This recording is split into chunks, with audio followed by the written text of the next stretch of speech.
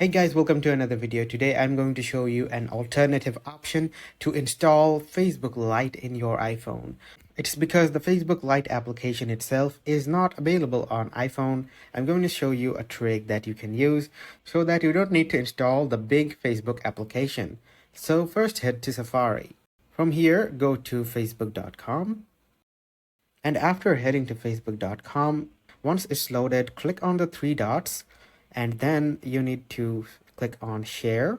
After that, scroll down a little bit and you will find an option called add to home screen.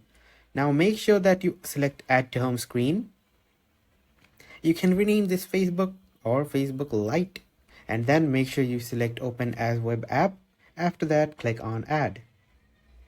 Now as you can see, I have Facebook Lite added on my home screen.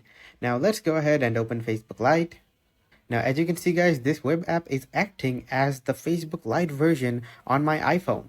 So guys, if you found this video helpful, please leave a thumbs up and subscribe to my channel for more helpful videos like these.